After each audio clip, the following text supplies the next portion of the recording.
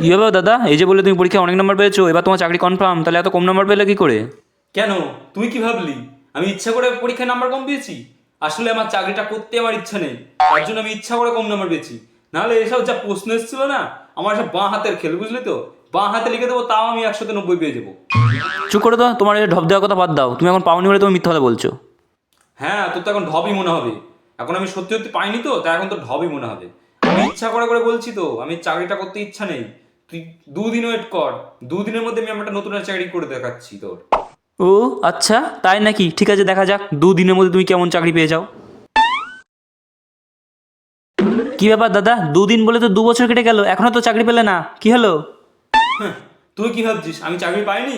আমি চাকরি পেয়েছিলাম, আমি চাকরি পেয়েও ইচ্ছে করে ছেড়ে দিয়েছি। কারণ আমি ভেবে নিয়েছি, যে যাই হয়ে যাক, আমি সরকারের চাকর হয়ে আমি থাকতে পারবো না।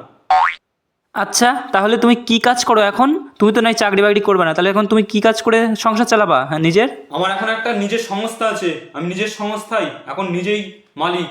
আচ্ছা, তোমার সংস্থার নাম কি? আমার সংস্থার নাম হলো ভিখারি অ্যাসোসিয়েশন।